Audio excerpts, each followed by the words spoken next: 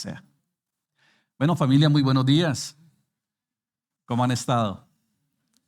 Bueno, sean todos bienvenidos en esta mañana, en nuestro encuentro de nuestra reunión familiar. Qué bueno poder compartir este tiempo con cada uno de ustedes y orando por nuestros hermanos, que sabemos que muchos de ellos pues, no se encuentran en la ciudad y que el Señor pues, ya los traiga con bendición nuevamente a casa. Hoy, quiero hacer un paréntesis en nuestro estudio acerca de la carta del apóstol Pablo a los Efesios, porque hoy estamos pues, de celebración de Santa Cena. La Santa Cena es la identidad que tenemos en Cristo. Es una ordenanza que el Señor nos ha dado en su palabra. Y qué mejor hoy que, digámoslo así, de alguna manera, el mundo religioso celebra el día de la resurrección.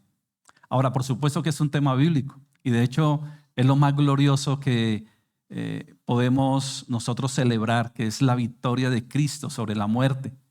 Es recordar que la tumba está vacía, que Él cumplió su palabra y su promesa. Pero más allá de simplemente ser un hecho que se celebra de manera religiosa, es algo que nosotros debemos vivir y experimentar cada día de nuestra vida. Porque el cristianismo no se basa solamente de tener una celebración una semana al año, ¿no? Y eso realmente no es lo que el Señor quiere.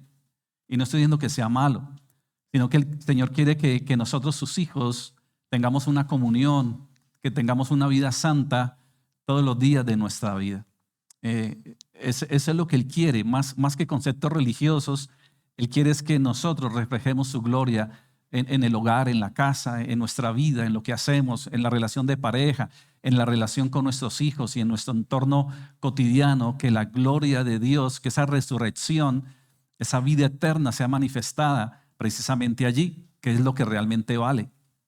Y es lo que para Él representa algo supremo.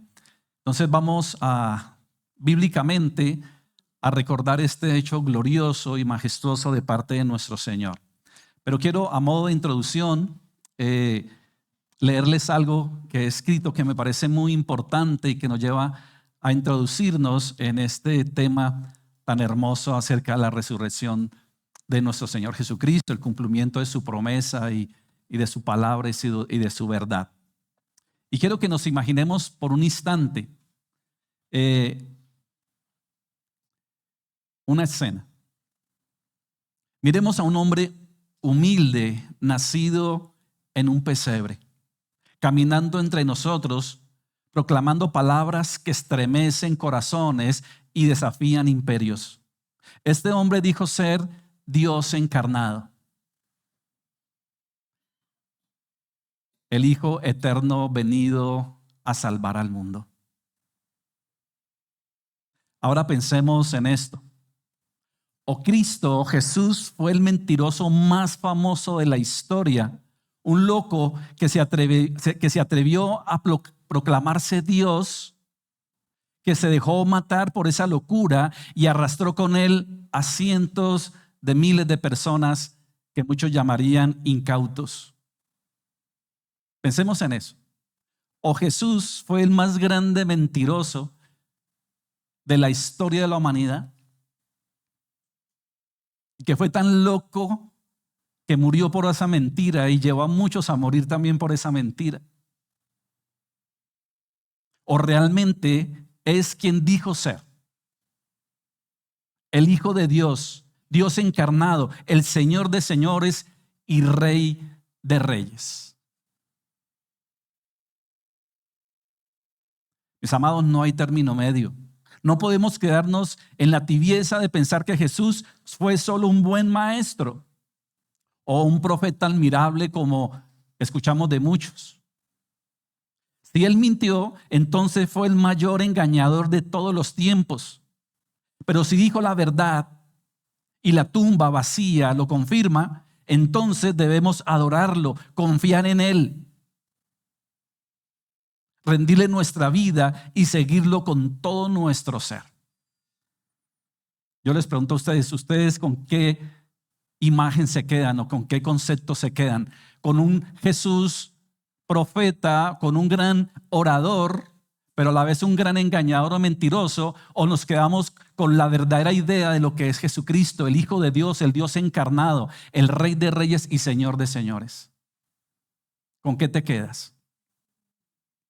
Pero dice que si nos quedamos con la idea y con el concepto y con la claridad y seguridad de que Él es quien dijo ser, ¿cuál debe ser entonces nuestra respuesta a ese llamado de parte de Dios?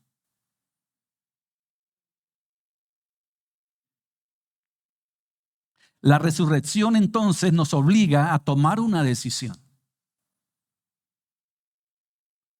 ¿Lo veremos como un impostor o lo reconoceremos como el Señor glorioso? Hoy delante de la tumba vacía no hay espacio para la indiferencia. Cristo vive y porque Él vive, nuestra fe, nuestra esperanza y nuestra eternidad están seguras. Eso es algo glorioso.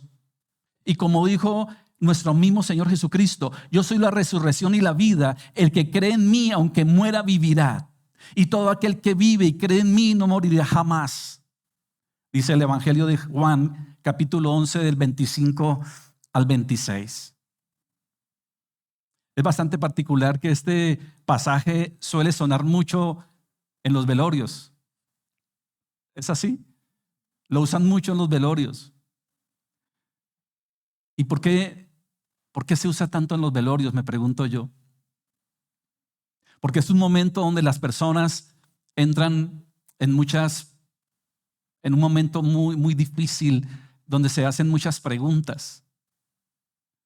Porque hasta que uno no llega a ese punto, o alguien que uno ama o conoce y lo lleva a reflexionar frente a la vida, uno simplemente está haciendo lo que todo el mundo hace en su cotidianidad, pero se nos olvida por un instante que nosotros no somos seres eternos, hablándolo humanamente, que en cualquier momento el Señor nos llama a su presencia.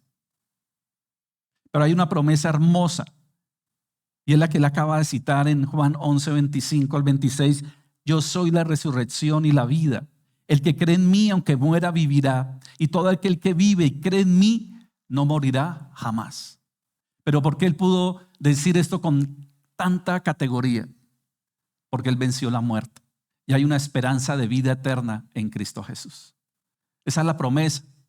Y eso es lo que nos llena a nosotros hoy de gozo, de paz, de esperanza y de propósito.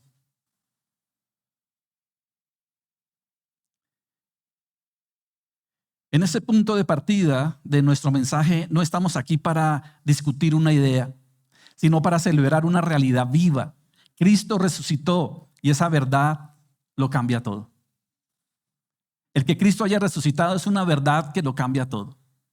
Deja de ser un impostor para convertirse en alguien que es lo que Él dijo que era, el Dios encarnado, el Emmanuel, el Dios con nosotros. Pero vamos a entender cuál es su plan y propósito para nuestra vida. Veíamos o podemos ver lo que es el mundo religioso celebrando una cantidad de cosas que cuando las cotejamos con la palabra de Dios, aún cosas que Dios aborrece como la idolatría. Pero muchos desafortunadamente creen que están buscando a Dios porque simplemente siguen unos patrones religiosos tradicionales. Cuando vamos a la Escritura, realmente el Señor habla de que realmente en conversación con la mujer samaritana, en el Evangelio de Juan capítulo 4, dice en uno de sus versículos que había una situación donde la mujer samaritana era rechazada por los judíos y ellos tenían su propio sitio de adoración en Samaria, el pozo de Jacob. Históricamente sabemos lo que representa el pozo de Jacob. Pero los judíos no les permitían a ellos venir a Jerusalén a adorar en Jerusalén, porque los judíos adoraban en Jerusalén, en el templo. Ellos hace muchos años atrás habían sido hermanos. Era el mismo pueblo de Israel antes de la división. Después de la división quedó Israel al norte y Judá hacia el sur. Pero los del sur empezaron a ver que sus hermanos separados, digámoslo así, se dejaron permear por la cultura y la tradición asiria o los sirios, entre otros. Pero ellos igual terminaron permeados por los babilonios. Pero ellos se creían más santos, más puros, más dignos. Y no le permitían a los samaritanos venir a adorar a Jerusalén. Y supuestamente el lugar de adoración era para los judíos, ¿cuál? Jerusalén, el templo, el lugar sagrado, la casa de Dios. Pero llega el Señor Jesucristo y rompe toda esa tradición y rompe toda esa religiosidad. No digo que no haya sido válido en su momento el adorar en Jerusalén, en el templo, por supuesto. Pero el Señor viene a romper con todo eso y le dice a la mujer samaritana, viene el día y viene la hora en que los verdaderos adoradores adorarán al Señor en espíritu y en verdad, porque tales adoradores el Señor busca. Entonces deja de ser un sitio físico a convertirse en una adoración genuina en todo lugar, en todo momento. Donde quiera que yo esté o vaya, debo ser un adorador del Señor. Entonces, el Señor para nada hoy aprueba ese tipo de cosas. Y peor aún, si yo después de estos días que llaman de recogimiento, la religiosidad habla de momento de espiritualidad, el lunes es como si mi vida cambiara absolutamente el chip, ¿no? Como que ahora ya cambio a la normalidad. Cuando el Señor nos invita a que nosotros debemos vivir una vida santa todos los días de nuestra vida. ¿Y por qué Él exige ese derecho? ¿O por qué Él nos reclama a nosotros como iglesia a vivirlo?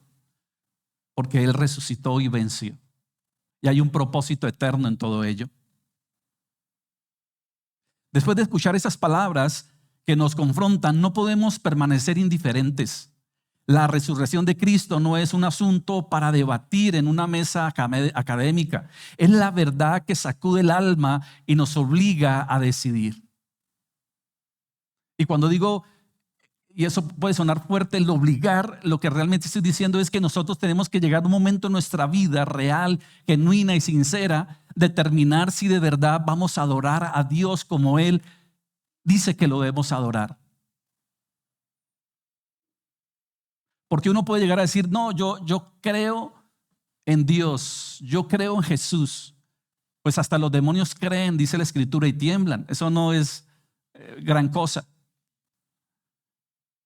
También nos dice el Señor Jesucristo en el Evangelio, no todo aquel que me dice Señor, Señor entrará en el reino de los cielos, sino el que hace la voluntad de mi Padre que está en los cielos. Entonces mi vida cristiana tiene que decidir si realmente si vamos a glorificar a Dios, porque Él demanda de su iglesia, Él demanda de nosotros ello. Si no, tendríamos un comportamiento como el que tienen los impíos o los paganos, como encontramos en la Biblia. Porque ¿qué digo? ¿Qué puedo decir yo si digo que soy cristiano, que creo en todo esto, pero mi vida no lo refleja? Es lo que realmente está diciendo el Señor aquí. La decisión tiene que ver con que si yo creo que Jesucristo es quien dijo ser, pues yo debo vivir para Él y para su gloria, en amor, en fidelidad, en santidad, porque si no lo estaría negando y creería de alguna manera que Él es un impostor. ¿Tú crees que Jesucristo es un impostor? ¿Tú lo crees? Entonces, si creemos que Él es el Rey de Reyes y Señor de Señores, ¿cuál debe ser nuestra vida frente a Él? En adoración. Porque ¿qué saco con decir, sí, yo sí creo, no creo que Él es un impostor, yo creo que es el Rey de Reyes, pero mi vida no lo está glorificando, lo estoy negando. Y de alguna manera la estoy haciendo un impostor. Ahora sé que, por supuesto, no es fácil. Y Él nos dijo que nunca iba a ser fácil. Pero una cosa es en que yo me deleite en el pecado y quiera vivir de esa manera, y otra cosa es que cada día me levante con la firme convicción de verdad de corazón, quererlo glorificar en todo. Esa es la santidad. La santidad no es perfección, la santidad es una vida que cada día se esmera y se esfuerza con la ayuda del Señor, de su palabra y de su Espíritu Santo a vivir para la gloria de Dios. Si yo creo que Jesús es quien dijo ser. Si Él es quien dijo ser y la tumba vacía lo confirma, entonces nuestra única respuesta es adorarlo. ¿Cuál debe ser nuestra respuesta entonces si creemos que Él es quien dijo ser? Adorarlo. No hay otra opción. O lo negamos o lo adoramos. confiar en Él y rendirle todo nuestro ser.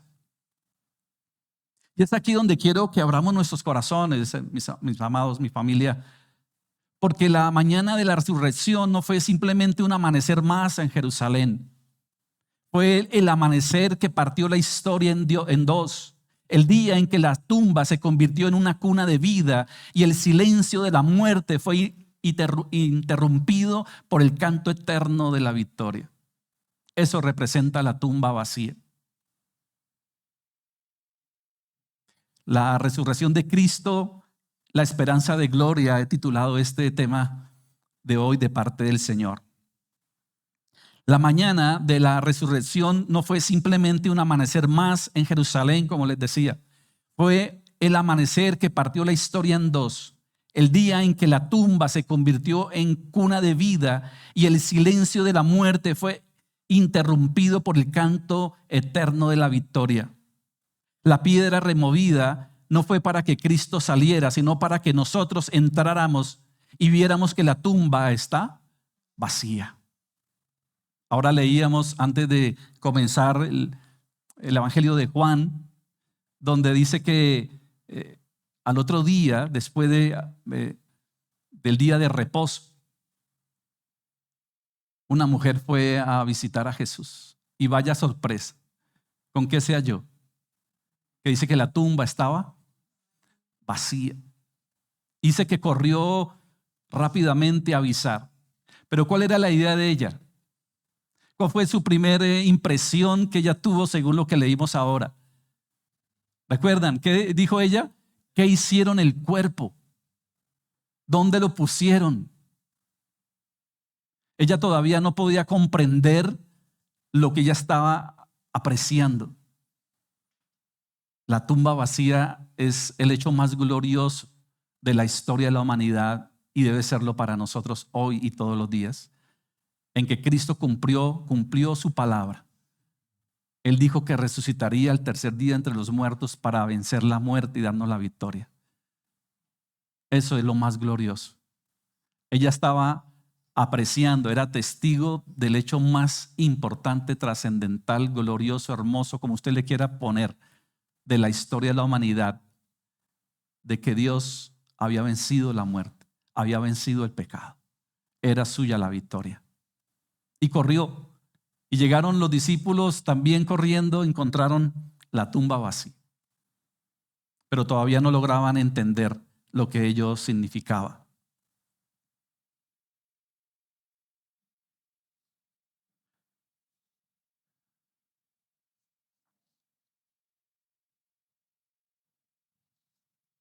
Vamos entonces a tener un desarrollo de este tema en algunos puntos bien importantes. La resurrección, punto 1, como sello divino. La resurrección como sello divino. Mateo, el Evangelio de Mateo, capítulo 28, versículo 6 nos dice: no está aquí, pues ha resucitado, tal como dijo. La resurrección es la confirmación de que cada palabra de Cristo es verdad. Piensen en esto. Cristo lo anunció muchas veces. Cristo dijo que Él resucitaría. Y la resurrección de Cristo fue un hecho real.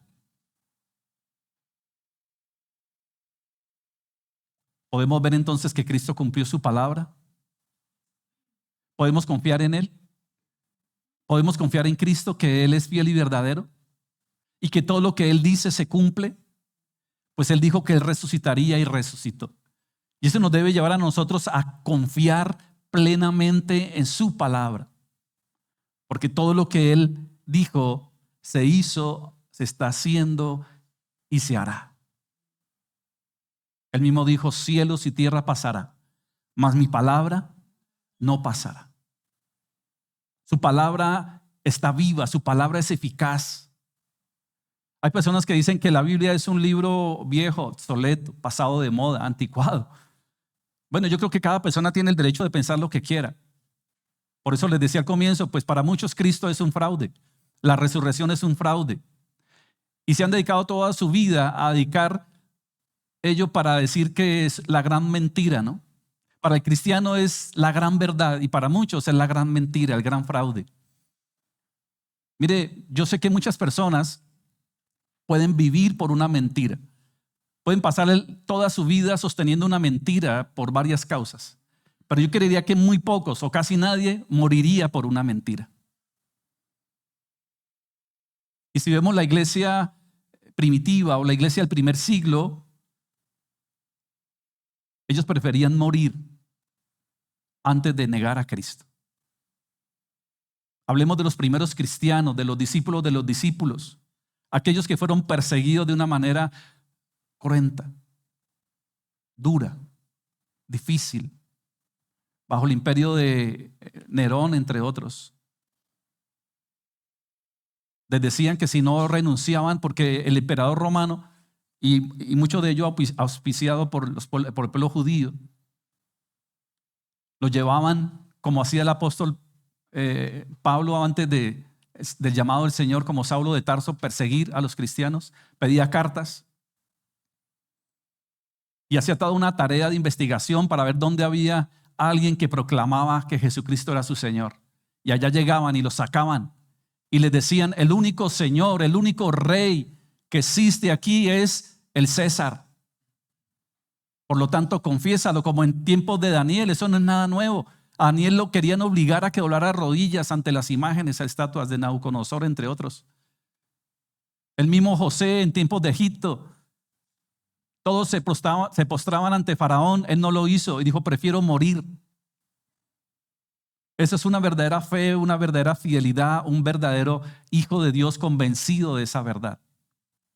A los primeros cristianos, al igual que Daniel, José, entre otros, les decían: usted tiene que confesar el único Señor, el único Rey, el único Dios es el César. No Jesucristo, no Jesús, no ese farsante mentiroso que ustedes robaron su cuerpo y lo escondieron, porque así decían. Si eso hubiese sido verdad en el sentido de que ellos llegaron, sobornaron, porque recuerdan que una de las historias que ellos habían inventado era que habían sobornado a los guardias. Los guardias de esa época no se dejaban sobornar porque ellos temían al César, temían porque sabían que los mataban. Entonces piensen en esas familias del primer siglo donde llegaban a buscarlos y los sacaban de sus casas a ellos y a sus hijos y les decían: renuncie a ese Dios y reconozca al único y verdadero Dios que es el César. ¿Y qué preferían ellos? Morir. Preferían morir antes de negar al Señor. Estaban totalmente convencidos de quién era su Señor, su Rey, su Dios. Eso es ejemplar. Entonces, ellos no iban a morir por una mentira. Ellos no iban a morir por... ¿Usted cree que yo iba a sostener una mentira viendo cómo iban a masacrar a mis hijos? Nadie haría eso. Es más, muchos son capaces hasta aún de mentir o aceptarle lo que están diciendo con tal de que no lo hagan. ¿Me explico?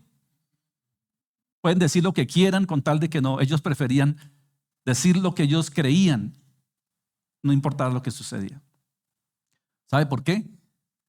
¿Sabe cuál es la única respuesta a todo esto? Porque ellos realmente estaban súper convencidos de quién era su Señor, su Rey, y para dónde iban. Porque habían visto la tumba vacía, porque sabían y habían entendido que la vida, lo que les acabé de leer de Juan, el que cree en mí, aunque muera, vivirá. Eso retumbaba sus mentes y eso lo sostenía en su fe. Jesús les había dicho: el que cree en mí, el que crea en mí, el que crea en mí, aunque muera, vivirá. ¿Y sabe por qué ellos estaban convencidos de esa promesa? Porque habían visto la tumba vacía. Hechos capítulo 2 del 32 al 33 nos dice: a este Jesús resucitó Dios, de lo cual todos nosotros somos testigos. Así que, exaltado por la diestra de Dios y habiendo recibido del Padre la promesa del Espíritu Santo, ha derramado esto que que vosotros veis y oís. La resurrección no solo valida su obra, sino que abre la puerta al derramamiento de su Espíritu Santo. ¿Sabe por qué los primeros discípulos, estas mujeres y aún Pedro y Juan, estaban tan confundidos con todo lo que estaba pasando y no lograban entender ese momento? Por algo en especial. No estaban llenos del Espíritu Santo. Cuando uno no está lleno del Espíritu Santo, todo se convierte en una locura. Porque para el hombre natural, el Evangelio es una locura, dice el apóstol. Mas para los que creen, es poder de Dios. Cuando nosotros no tenemos al Espíritu Santo de Dios, todo lo que el Señor demanda de su pueblo se convierte en una locura. Y hoy estamos viviendo una época donde mantenerse fiel y firme en las promesas de Dios, en la santidad de Dios, es algo que lleva a que nos ridiculicen. Los jóvenes de hoy que se levantan con esta firmeza de ser fieles, se burlan. Y desafortunadamente el que no está lleno del Espíritu Santo termina cediendo a todos los deleites de la carne, a los deseos de los ojos y a la vanagloria de la vida. Pero aquel que está lleno del Espíritu Santo aún prefiere morir antes de ceder a lo que sea. ¿Qué llevó entonces a esos primeros discípulos aún a entregar su vida? ¿Qué los llevó a esos discípulos de la primera iglesia a mantenerse firmes en la verdad? ¿Quién fue? El Espíritu Santo. No hay otra explicación. Pero el Espíritu Santo lo que hacía era confirmar lo que ellos ya tenían, afirmar esa verdad en sus corazones. Estaban convencidos que definitivamente había algo mucho más glorioso que simplemente lo pasajero de este mundo. Así como un sello oficial garantizaba la autenticidad de un documento, la resurrección es el sello divino que garantiza que nuestra salvación es real y eterna. Son las arras, es la garantía de que todo esto es verdad. Es el sello, es la confirmación. Segundo, la resurrección como victoria eterna. Primero, la resurrección como sello divino. Segundo, la resurrección como victoria eterna. Dice el apóstol Pablo en carta a los Romanos capítulo 6 versículo 4. Porque somos sepultados juntamente con Él para muerte por el bautismo, a fin de que como Cristo resucitó de los muertos por la gloria del Padre, así también nosotros andemos en vida nueva. La resurrección no es solo su victoria, es nuestra nueva vida. Hebreos capítulo 7 versículo 25 nos dice: por lo cual puedo también salvar perpetuamente a los que por Él se acercan a Dios, viviendo siempre para interceder por ellos. Cristo resucitó, vive para interceder por nosotros. Muchos tienen un concepto de que como que Dios hizo algo glorioso, sí, pero se fue y nos dejó aquí a nosotros como vaya y defiéndanse como puedan. Y muchas veces nosotros hemos creído eso, que la vida cristiana se trata como que de un tipo de lucha casi que perdida frente a las cosas de este mundo y cedemos.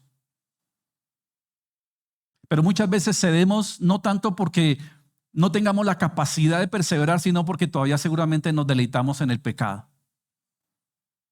Pero aquellos que realmente de corazón se levanten cada día con la firme convicción de querer vencer el pecado, el Señor ha provisto todas las herramientas para que nosotros lo podamos hacer.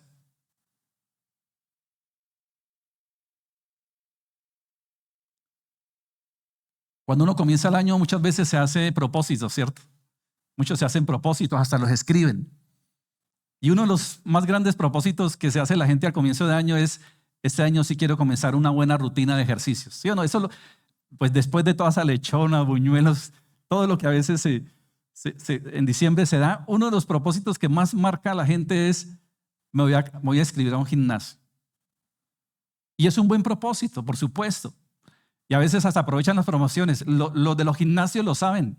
Ellos saben que esa es una fecha que tienen que aprovechar. Entonces dan grandes ofertas. No pague los 6 meses, pague 3, reciba 6. Bueno, grandes ofertas. Porque saben que la mayoría de las personas es simplemente emoción de momento. Pero como no tienen la capacidad de perseverar, no tienen la capacidad de establecer un buen hábito, pues terminan cediendo. Mire, y el enemigo es astuto. El enemigo sabe que nosotros somos perezosos, que no somos de hábitos, que nos cuesta. Y una vez escuché a alguien que me decía, mire, para mí la mejor manera para dormirme rápido es empezar a leer la Biblia. Así decía. Yo empiezo a leer la Biblia y yo no sé por qué me cogí un sueñito más rico y me quedo dormido. O sea, casi que tenía la Biblia como amuleto, ¿cómo llamarlo para poder dormir? ¿Ah? Mejor. Es más, otros vienen aquí a la reunión y esos se sientan y ya quedan dormidos. También. ¿Mm? Mire, y el Señor conoce y sabe que nosotros somos así. Por eso Él ha determinado algo grandioso. Y es darnos su Espíritu Santo, darnos su palabra, precisamente para que nosotros a través de ello logremos vencer. Él sabía que eso iba a ser así. Por eso no nos dejó solos, como la gente a veces cree que Dios nos abandonó. ¿Dónde está Dios? Si Dios estuviera, no habría, y empiezan a cuestionar a Dios por lo que el mundo debe hacer y empiezan a cuestionar a Dios por lo malo, lo bueno que el ser humano hace y que es la responsabilidad meramente humana. Pero si la gente se acercara a Dios, le confiara en Él, le aceptara, se arrepintiera y empezara a vivir y aplicar todo lo que Él determina, este mundo cambiaría. Por supuesto que sí. Porque habría gente apartada del mal, de la maldad, del engaño, de la corrupción, de la fornicación, de la mentira, de los celos, pleitos, todo lo que el Señor habla, que dice que son las obras de la carne. Pero Él dice, no andéis en las obras de la carne, sino que debemos andar ¿en qué? En las obras o en el poder del Espíritu Santo. Y no van a estar solos. Yo resucité, la tumba está vacía. Por lo tanto, eso demuestra de que hay victoria. Pero mientras llegue el día más glorioso de su segunda venida, ustedes no van a estar solos. Por lo tanto, van a contar con mi Espíritu Santo, con mi palabra, para que tenga la suficiente capacidad y la fuerza y la voluntad de vencer todo aquello que les va a llevar a vivir apartados de mí. ¿No les parece maravilloso? Eso también representa la tumba vacía. No simplemente que el Señor resucitó, se fue y chao, y ustedes verán, defiéndanse como pueda. No, la tumba está vacía también para que Él hoy esté a través de su Espíritu Santo. Porque esa es uno de los atributos de Dios, su omnipresencia. Jesús mismo lo dijo, es necesario que yo me vaya. ¿Pero para qué? Para que venga alguien que va a estar en cada uno de ustedes, en cada uno de sus corazones. Y es el Espíritu Santo de Dios.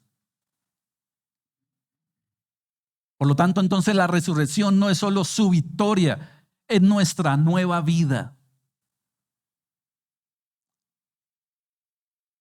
¿Acaso no sabéis que sois templo de Dios y que el Espíritu de Dios mora en vosotros? Dice el Señor en su palabra. Somos templo, somos casa, el habitáculo del Señor. Eso es algo maravilloso y eso también se dio a través de la tumba vacía. Hebreos capítulo 7, versículo 25 nos dice: por lo cual puede también salvar perpetuamente a los que por Él se acercan a Dios, viviendo siempre para interceder por ellos. Cristo resucitó, vive para interceder por nosotros.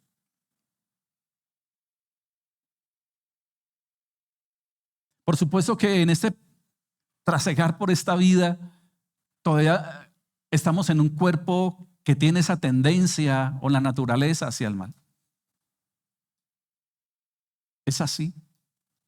Y seguramente a diario cometemos errores.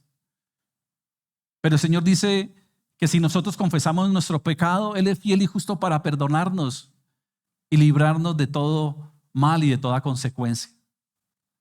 Cada día debemos ir a su presencia y decirle: Señor, perdóname porque todavía tengo estas debilidades, pero las coloco delante de ti. Dame la fuerza, dame la fortaleza, dame la capacidad de resistir, de levantarme en medio de todo esto y renunciar.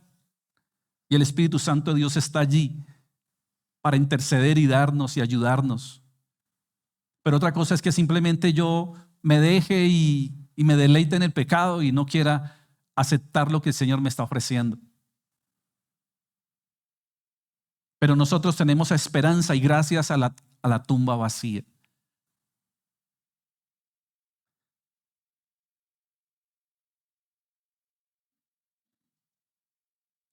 Tercer punto. Dice la resurrección como fundamento de nuestra fe. Como fundamento de nuestra fe. Como un pilar fundamental. Primera carta del apóstol Pablo a la iglesia en Corinto, capítulo 15, del 17 al 20, dice. Primera de Corintios 15, 17, 20. Y si Cristo no ha resucitado, vuestra fe es vana. Aún estáis en vuestros pecados. Mas ahora Cristo ha resucitado de entre los muertos, primicias de los que durmieron. La fe cristiana descansa en un hecho histórico: la tumba vacía. ¿Usted sabe quiénes serían los seres más dignos de burla si la tumba no hubiese estado vacía? Los cristianos. Por eso el apóstol Pablo dice aquí claramente: si Cristo no hubiese resucitado, vana sería nuestra fe. El hecho glorioso de que Dios se haya hecho hombre, Emmanuel, Dios con nosotros, la encarnación, el verbo se hizo carne, como dice el Evangelio de Juan capítulo 1, el verbo se hizo carne, nació, Dios vino a este mundo, se hizo hombre, es algo glorioso. La muerte en la cruz, el derramamiento de su sangre, es algo glorioso, maravilloso, porque Él allí nos perdona. Allí muestra su amor para con nosotros, que aun siendo pecadores, Cristo murió por nosotros. El derramamiento de su sangre es el acto más grande de amor, porque ¿sabe quién merecía la cruz? ¿Quién tenía que haber ido a esa cruz a morir? Porque la cruz lo que significa es muerte. Era la manera en que los romanos en la época mataban a la gente. Era la justicia romana. La cruz representaba lo más indigno. Morían los malhechores. ¿Y sabe quién tenía que haber muerto en esa cruz? ¿Quién tuvo que haber sido colgado en esa cruz? Yo. Por mi pecado, la paga del pecado es muerte. Y por cuanto todos pecaron, están destituidos de la gloria de Dios. Yo era el que merecía esa cruz, pero Cristo tomó mi lugar. Nosotros a veces decimos que la gracia es un regalo de Dios. Sí, es un regalo de Dios, pero con un precio tan grande que no tiene precio. No es que simplemente les dijo: bueno, yo los perdono y listo, y a partir de ahora, pues bueno, todo el que me reconozca será salvo. Eso hubiera sido lo más simple, ¿no? No, Él fue el sustituto. Él fue en mi lugar. Él pagó con su propia vida. Piensen en eso. No es que simplemente te dio un regalo que no le costó y mucho su propia vida. El Dios todopoderoso, eterno, glorioso, vino, se hizo hombre, se entregó por nosotros, murió en mi lugar. Ese es el acto de amor más grande. Pero eso no tendría sentido, y todo lo que les he dicho antes no tendría sentido si Cristo no hubiese resucitado. Porque el resucitar de Cristo entre los muertos nos da la esperanza de vida eterna, nos da la esperanza de que hay algo más después de esta vida. La gente puede llegar a decir: bueno, el nacimiento de Jesús está bien, su muerte, un sacrificio, pero eso de que resucitó entre los muertos como que no me entra muy bien. Pues para nosotros todo es glorioso, su nacimiento, su muerte como su resurrección, pero queda algo más que complementa todo esto: su venida. el cumplimiento de su promesa de un mundo glorioso, amando de Él. Entonces, yo no puedo separar de lo uno de lo otro. Yo no puedo en un mes celebrar el nacimiento y después mi vida vuelve a casi nada, lo mismo, y en otra semana otro tiempo y ya como partiendo las cosas, ¿no? Religiosas, no. Un verdadero hijo de Dios, un verdadero cristiano nacido de nuevo, vive cada día su nacimiento, su muerte, su resurrección y esperando su gloriosa venida. Eso debe estar en el corazón de cada hijo de Dios todos los días de su vida. La resurrección como fundamento de nuestra fe. Romanos 8:34 dice, Cristo Jesús es el que murió, más aún el que también resucitó, el que además está a la diestra de Dios, el que también intercede por nosotros. El Cristo resucitado no solo vive, sino que intercede también por nosotros. Usted ha leído un pasaje del Evangelio bastante particular que el Señor Jesucristo le dijo a sus discípulos, hablándoles de que Él se iba. Y Él dijo algo muy especial, me voy y me voy a preparar moradas. Porque en la casa de mi Padre muchas moradas hay. Y me voy a preparar morada para que donde esté yo, que para donde esté yo, ¿qué? Estén ustedes o vosotros. Piensen en esto. El Señor Jesucristo se fue. Él ascendió a los cielos. Después de 40 días, después de su resurrección, dice la Escritura que Él anduvo durante 40 días enseñándoles todo lo que habían de hacer. Pero después ascendió a los cielos. ¿Y qué hace Jesús hoy en los cielos? Nosotros hablamos dentro de nuestra doctrina que creemos en un solo Dios, pero en tres personas, Padre, Hijo y Espíritu Santo. Hablamos del amor del Padre, de la gracia del Hijo y el poder del Espíritu Santo. Cristo, como la segunda persona de la Trinidad, dice Hechos capítulo 1 del 8 en adelante, que el Señor Jesucristo les dijo, y recibiréis poder cuando haya venido sobre vosotros el Espíritu Santo, y me seréis testigos en Jerusalén, Judea, Samaria, hasta lo último de la tierra. Y le estaba dando estas últimas instrucciones, dice que de un momento a otro, en un momento a otro empezó a elevarse, a subirse de una manera sobrenatural, empezó a elevarse. Y piensen ustedes, los discípulos, los que estaban allí, dice que cerca de 120 personas estaban ahí. Se quedaron mirando al cielo, que Jesús fue ascendido. ¿Qué les pasaría por la cabeza, cierto? Ellos estaban súper felices porque Jesús estaba con ellos y creían que se iba a quedar. Porque que ellos todavía estaban así como medio turuletos de todo lo que estaba pasando. No lograban comprender del todo lo que estaban experimentando tantas cosas gloriosas a la vez. Claro, y sin espíritu menos. Porque todavía no había venido el Espíritu Santo sobre ellos para llenarles y darles todo la revelación, el conocimiento. Pero ellos, ¿qué tanto no estarían pensando, no? Pero dice que en un momento, en un abrir y cerrar de ojos, fue alzado al cielo y dice que se perdió entre las nubes. Pero inmediatamente dice que se hicieron dos varones con vestiduras blancas junto a ellos y le dijeron, varones galileos, ¿qué estáis mirando al cielo? Ese mismo Jesús que estás viendo ir al cielo, así vendrá. O sea, inmediatamente Él ascendió, vino una promesa, ¿cuál? Que Él volvería. Y Jesús lo dijo antes, yo me voy a preparar morada. Entonces piensen en todo esto. ¿Cuál es el mejor lugar entonces para estar en la presencia de Dios?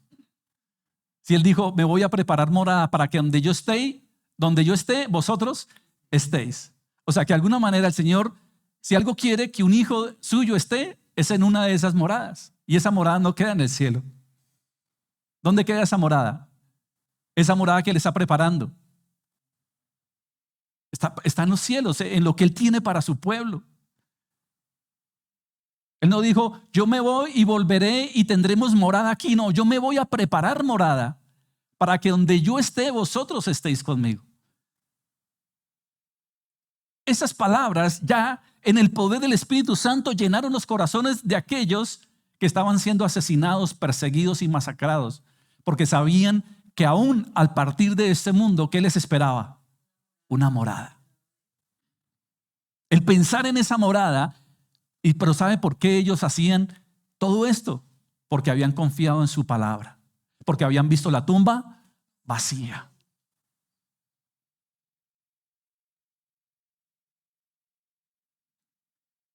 Cuarto, la resurrección como esperanza gloriosa.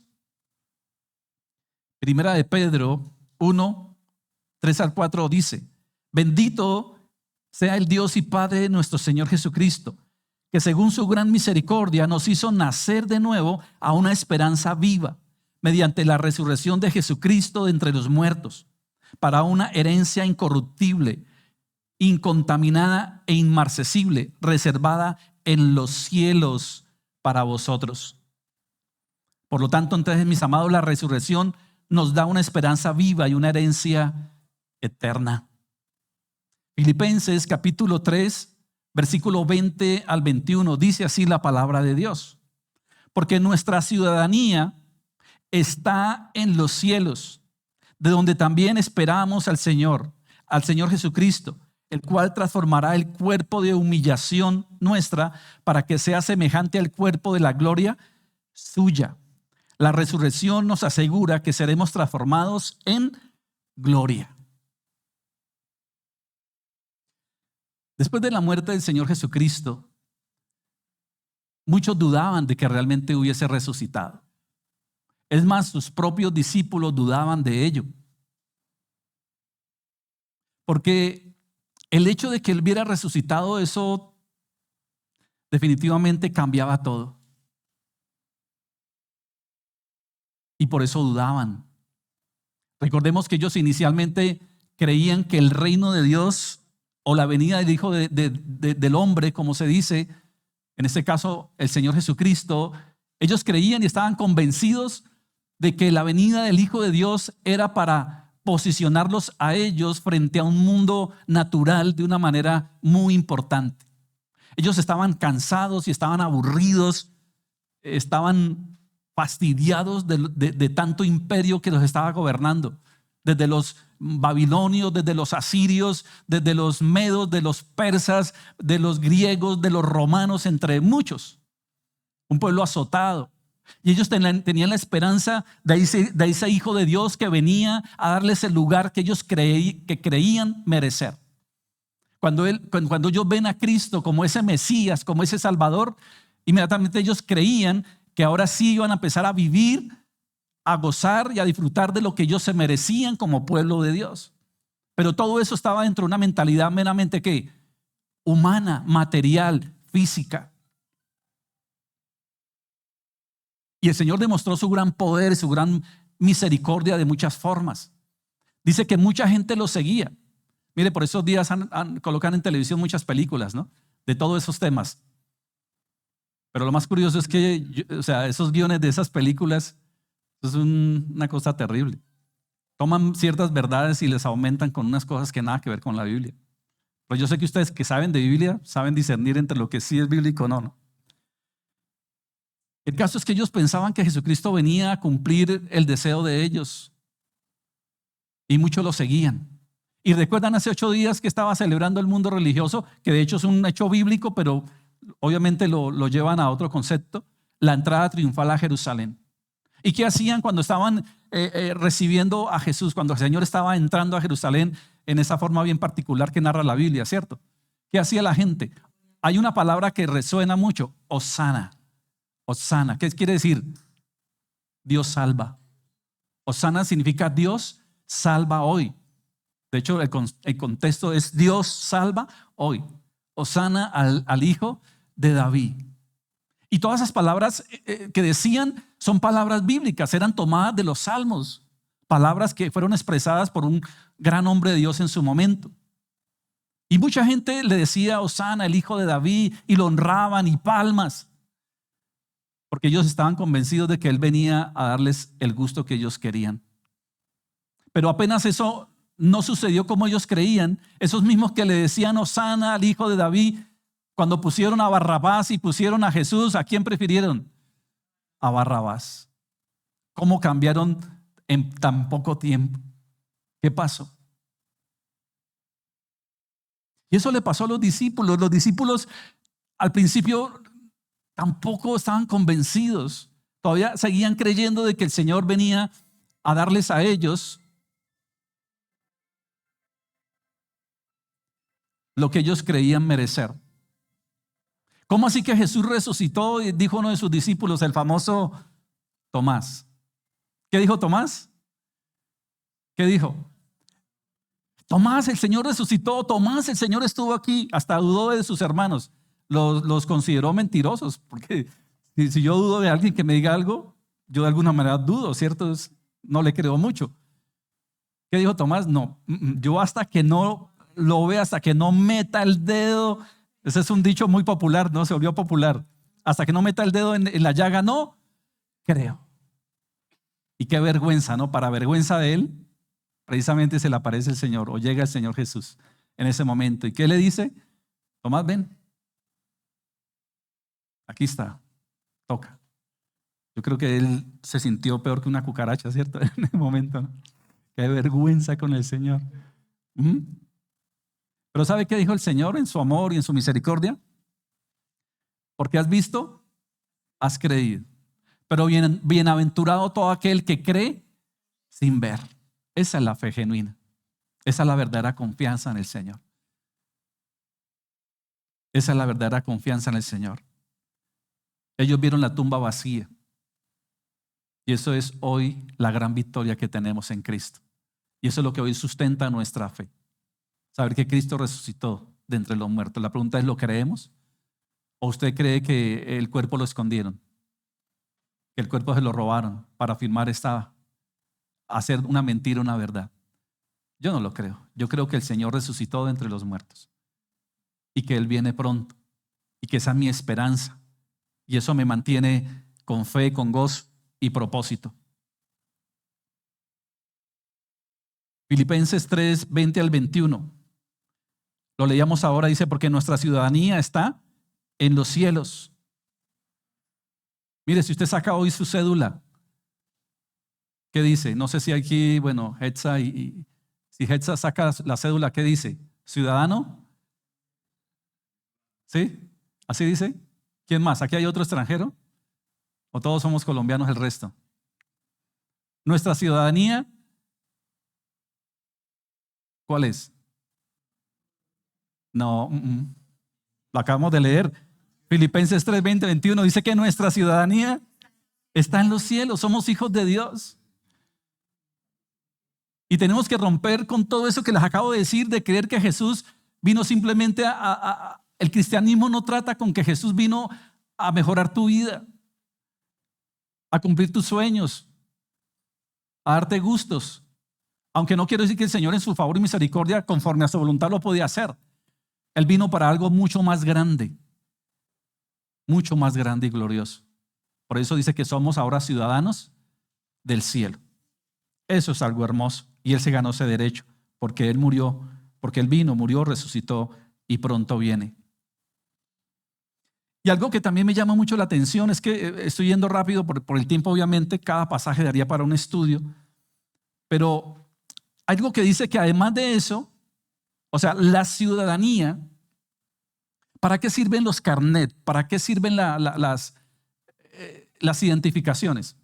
Valga la redundancia, pues para eso, para identificarnos, ¿cierto? O sea, ¿para qué te ponen cuando usted va a un congreso? Te ponen allí ¿cómo se llama? Una escarapela o todo eso, porque eso es una identidad. El Señor dice que nosotros ahora tenemos una identidad, una nueva cédula. ¿Pero para qué eso? ¿A quién tenemos que presentársela? ¿A quién nos la va a pedir? Pero más que eso, es la garantía de una vida transformada hacia la eternidad. Yo recuerdo hace muchos años, estábamos todavía viviendo en Popayán, alguna vuelta que tuvimos que hacer en el centro, y resulta que me parqueo en un sitio, no sé, y al frente donde yo estaba parqueado había un joven sin piernas. Y yo me quedo mirándolo y él había hecho como un carrito de balineras, algo así, lo había hecho y estaba allí y él se movía pues así con las manitos, se trasladaba, pero estaba solamente en ese sector pidiendo. O sea, pidiendo plata y muy joven. Entonces yo me quedé como analizando la situación un rato porque Juanita estaba haciendo alguna vuelta. Pero mire que llegó un momento en que él como que bajó su rostro, su cabeza y yo lo vi que como que se sintió mal, como que se sintió, no sé, entró como en un estado sentimental, así lo percibí. Además, hasta creí que él estaba llorando. En ese momento oré por él y me bajé del carro y me fui. Entonces le dije, disculpa, ¿cómo te llamas? Algo así, después de tantos años. El caso es que empecé a tener un diálogo con él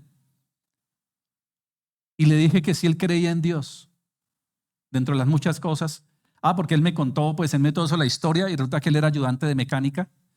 Era ayudante de mecánica y estaban haciéndole mecánica a un camión y por no sé qué causa se cayó el gato y él estaba hacia adentro y le cayó encima y le destrozó las piernas. Entonces pues les tuvieron que amputar porque fue ya un daño muy, muy grande.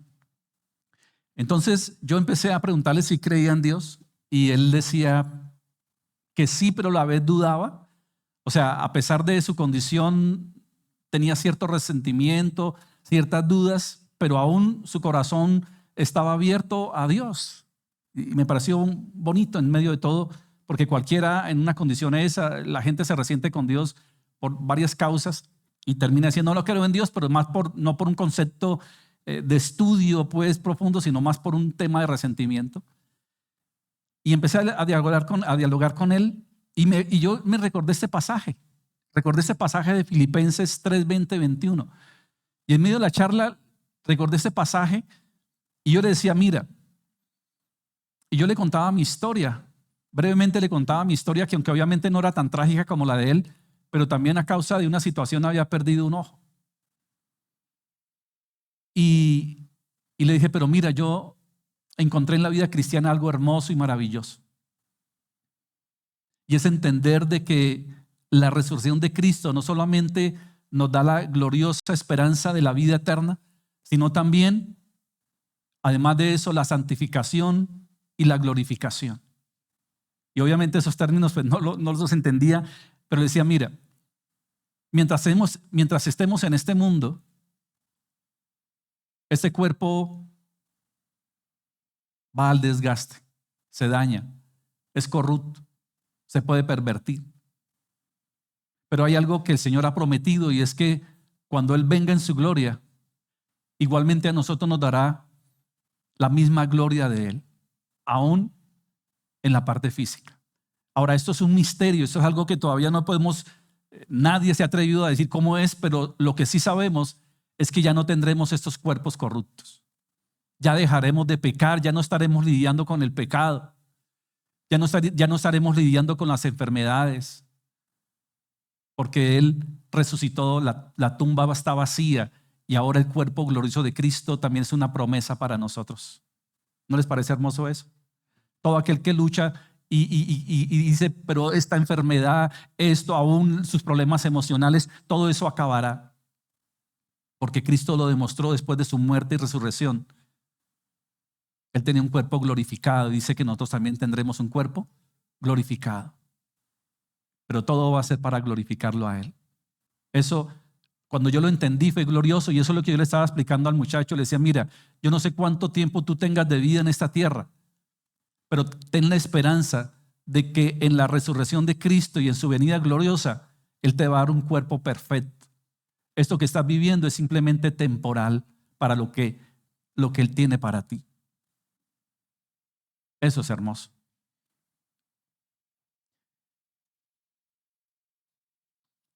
¿Cuál sería entonces una aplicación pastoral en todo esto? Primero, un gozo indescriptible, porque Cristo vive, nuestro gozo no depende de las circunstancias. Segundo, fidelidad radical, porque Cristo resucitó, vivimos para Él y no para nosotros mismos, ni mucho menos para este mundo. Consuelo eterno, porque Cristo venció la muerte, podemos enfrentar la pérdida aún con esperanza. Mire, el miércoles pasado Estamos en el devocional que tenemos pues lunes, miércoles, viernes. Y no sé, los que se meten, los que entran al devocional han visto que hay una hermana de Juanita, ¿cierto? Marley, y está el esposo de ella, Mauro. ¿Lo han visto que dice Mauro los que entran al devocional? No sé si alguien los conozca personalmente. El caso es que ellos están en Cali, se congregan en una iglesia Cali. Y ese día estábamos terminando precisamente o casi culminando el libro de Jonás, ¿recuerdan? Y hablábamos de esas tribulaciones difíciles. Hablábamos de Jonás en el pez, ¿cierto? En la oscuridad clamando al Señor. Y precisamente ese día estábamos hablando de que nosotros no somos inmunes, por decirlo, y el Señor nunca prometió en su palabra que no vamos a pasar por momentos difíciles. Es más, yo creo que un verdadero hijo de Dios aún más situaciones difíciles tiene. Porque no solamente tiene que lidiar con las cosas normales, cotidianas, sino que también con las tentaciones de este mundo. Y estamos hablando de todo eso sin saberlo. Él estaba allí. Y a la 1 de la mañana le han matado a su hijo.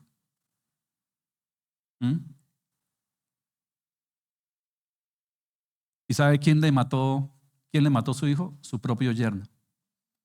Porque le fue a hacer un reclamo de que él estaba maltratando a su hija.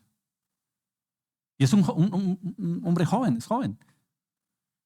Pero ya tenía una hija grande y estaba viendo con una persona. Imagínense lo terrible.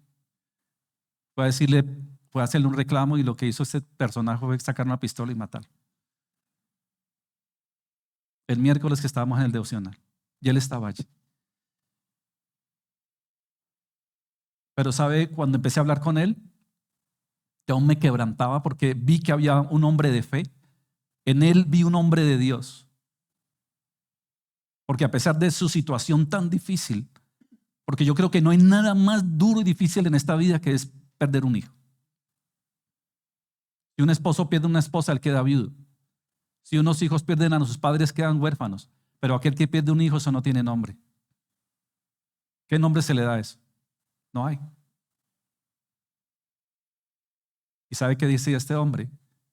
Yo tengo la esperanza en Cristo Jesús de un día estar con Él.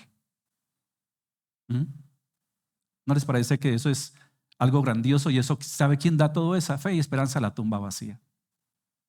De que Cristo resucitó. Esa es nuestra esperanza, esa es nuestra fe. Ese es nuestro gozo y esa es nuestra paz. La resurrección es el grito eterno de Dios. La vida ha vencido. Hoy no celebramos una tradición, celebramos una realidad viva. El Cristo resucitado está sentado a la diestra del Padre intercediendo por nosotros y pronto volverá en su gloria. Que cada corazón aquí se quebrante ante esta verdad. La tumba está vacía, el Salvador vive y nuestra esperanza es segura. Que salgamos de este lugar lleno de esa paz, de ese gozo, de esa fidelidad, de ese compromiso, proclamando con voz firme: Cristo vive, y porque Él vive, yo también viviré. Hoy más, digámoslo, esto se convierte en algo glorioso porque precisamente estamos compartiendo la Santa Cena, una ordenanza del Señor. Esto lo hacemos cada primer domingo de mes, aunque la palabra de Dios dice que hagan esto todas las veces que sea posible en memoria de mí, dice el Señor Jesucristo en la última cena. Nosotros lo hacemos cada primer domingo de cada mes en acción de gracias por todo lo que Él está haciendo y hará en nuestra vida. Y la mejor manera de darle gloria a Dios es participar de la Santa Cena, pero teniendo clara nuestra identidad. Como siempre lo digo, si alguien no se identifica con la muerte de Cristo y su resurrección, no tome de la cena porque lo estaría haciendo indignamente. Si ustedes hoy en esta mañana están muy, pero muy convencidos y realmente en su corazón tienen la certeza de que Jesucristo es el Verbo encarnado, es el Hijo de Dios, es Emmanuel, Dios con nosotros, que vino a este mundo, que cumplió un propósito eterno y glorioso al entregar su vida, resucitó entre los muertos y pronto viene, usted puede tomar la Santa Cena. Si ha rendido su vida, su corazón a Él y cree y ha confiado en que Él verdaderamente es quien dijo ser. Porque ¿para qué tomarías el pan y el vino si no crees que Jesucristo es quien dijo ser? Yo quiero que oremos en este momento. Por favor, Jenny, Javier, me colaboran. No vayan a tomar el pan y el vino antes de que lo anunciemos. Simplemente si lo recibe, lo tiene en su mano. Pero por favor, estemos orando mientras compartimos el pan y el vino. Ahí con sus ojos cerrados, por favor, vamos a orar conforme a lo que el Señor hoy ha hablado a nuestras vidas, a nuestros corazones.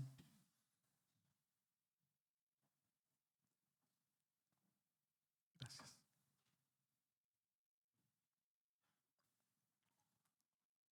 Sabemos que es un momento muy, muy importante, muy sublime, porque es traer a memoria lo que el Señor hizo y qué más hoy en este mensaje que el Señor trae de resurrección hoy a nuestras vidas. Hemos proclamado con gozo que Cristo vive, que la tumba está vacía y que nuestra esperanza es segura.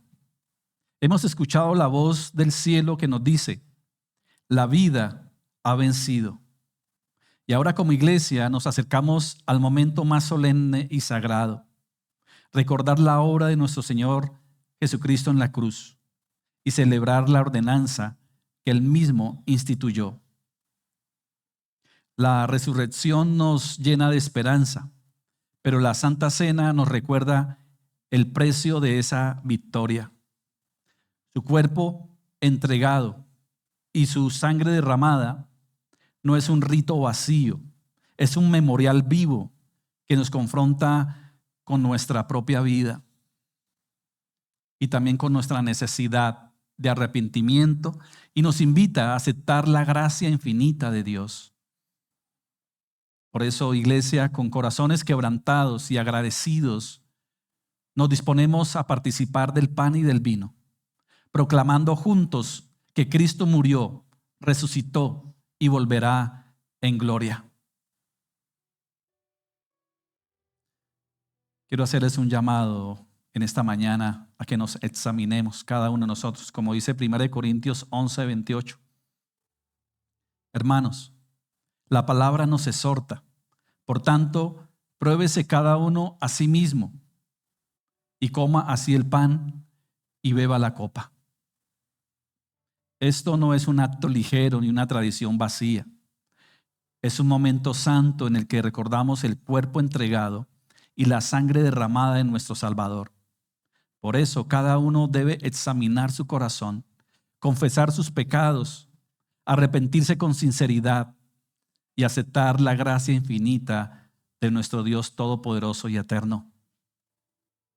Que nadie participe con indiferencia o ligereza, sino con reverencia, gratitud y fe, porque al tomar el pan y el vino proclamamos la muerte del Señor hasta que Él venga y celebramos que Cristo resucitó y que está vivo y que pronto volverá en gloria. Oh Dios eterno y glorioso, nos prostramos delante de ti en este día de victoria. Señor, agradecidos porque la tumba está vacía y nuestro Señor Jesucristo vive para siempre.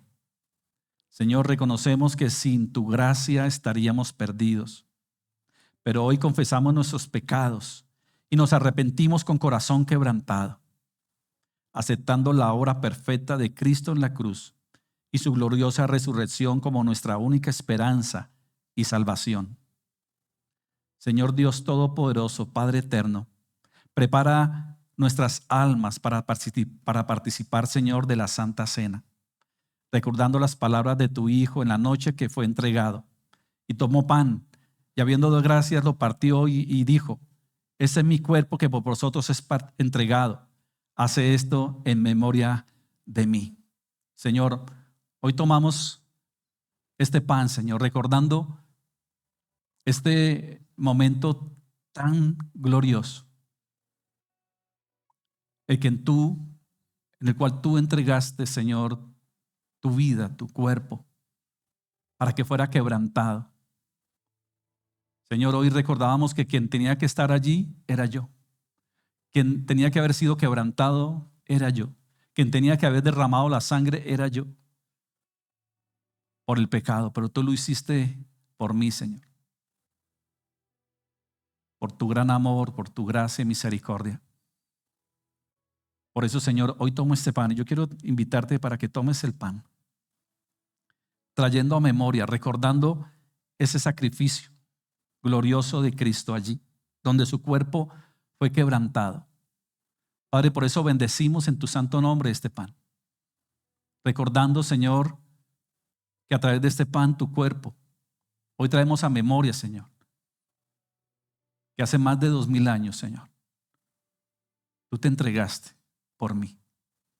Tú te entregaste, Señor, por cada uno de nosotros. Llevaste mi pecado allí, Señor.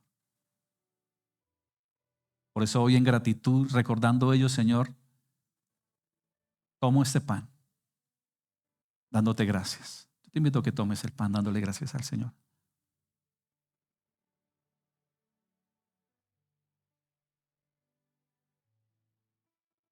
Señor, hoy tomamos también el vino, recordando, Señor, que tu sangre fue derramada. Que la sangre representa la vida. Y tú entregaste tu vida allí en la cruz del Calvario, Señor. Derramaste tu sangre bendita. Aquella sangre limpia, pura, como la de un cordero sin mancha. Pero te hiciste pecado por mí, Señor. Esa sangre bendita fue derramada por mi causa. Pero a través de ella, Señor, como dice tu palabra, si aún nuestro pecado fuere como la grana, vendrá a ser como blanca lana. Aun si mi pecado fuera como el rojo carmesí, vendrá a ser como blanca nieve. Eso solamente es posible por tu gracia, tu amor y tu bondad, al derramar tu sangre bendita allí en la cruz. Por eso, Señor, hoy tomo, recordando que tu sangre también es la alianza de un nuevo pacto, de un pacto glorioso, de una esperanza eterna.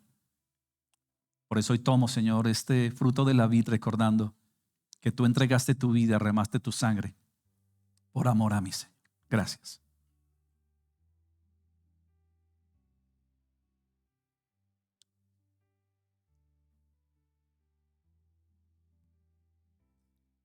Señor, además de todo esto también, hoy recordamos que tu venida, Señor, está cerca. Tú vienes pronto. Maranata, Cristo viene pronto. Y tú demandas de una iglesia, de un pueblo que realmente se ha entregado, se ha rendido a ti, que cree realmente en quién eres tú. Una esperanza viva, una esperanza de gozo, una esperanza de paz y de consuelo. Que cuando tú vengas, Señor, nos halles haciendo tu perfecta voluntad, proclamando tu grandeza, anunciando al mundo tus virtudes y viviendo cada día, Señor, en santidad para la esperanza de un día ser glorificados como tú lo eres, Señor. Gracias, Señor, porque no nos has dejado solos, porque hoy tenemos tu presencia a través de tu Espíritu Santo y tu palabra que nos guía. Que cada uno de nosotros seamos esforzados y valientes, que cada uno de nosotros nos levantemos cada día, Señor, a glorificarte en todo lo que hacemos. Que el mundo pueda ver a través de nosotros que Cristo ha resucitado y vive. Que el fruto del Espíritu Santo, que es amor, paz, gozo, benignidad, templanza, dominio propio, fe, realmente sea manifiesto en nuestras vidas. Que así sea, Señor. Gracias por este tiempo hermoso. Gracias porque hoy nos has permitido conocer a través de tu palabra, tu verdad. Gracias, Señor, porque nos has fortalecido a través de ella. Y sobre todo, Señor, mi oración aún es para que todos nosotros aquí realmente tengamos la esperanza de que tú eres quien dijo ser el Hijo de Dios, el único, el verdadero, el eterno, el Rey de Reyes y Señor de Señores. Que así sea, Señor. Gracias, Padre, por la vida de cada uno de mis hermanos. Hoy también quiero orar por la necesidad que hoy hay en tu pueblo. Tu palabra dice que tú suplirás conforme a tus riquezas en gloria, llegarás a cada necesidad de tus hijos. Conforme a esas riquezas en gloria, Señor, tú suplirás todo faltante espiritual, emocional, físico, económico, relacional, familiar, Señor. ¿Quién más que tú, Señor, conoce la necesidad que hay hoy en tu pueblo? Y sé que las promesas, Señor, están allí para todos aquellos que creamos y confiamos y vivamos por ellas. Gracias, Señor, por el amor, por la gratitud que hoy muestra tu pueblo, Señor, al estar aquí. Gracias por ese sentido de pertenencia que hay también en los corazones. Gracias, Señor, por los corazones generosos y dadivosos que hacen posible que esta obra se sostenga, crezca y se multiplique. Gracias, Señor, por ese aporte también que traen tus hijos hoy, con gratitud, con amor, con fidelidad. Bendito eres, Señor, por este tiempo que nos has permitido. Colocamos no solamente este día, sino el resto de nuestra vida delante de ti, confiando en que tú vas delante de nosotros siempre como poderoso gigante. ¿Quién como tú, Señor? Todo honor y toda gloria hoy y siempre y eternamente seas tú, Señor, glorificado. Bendito eres en el nombre de Jesús y en el poder de tu Espíritu Santo. En tu palabra hemos estado. Amén. Bueno, familia, que tengan un resto de día muy, muy bendecido. Gracias por acompañarnos. Y si así el Señor, habiendo permite, nos volvemos a encontrar en 8 días y seguimos con nuestro estudio de la carta del apóstol Pablo a los Efesios. Bendiciones.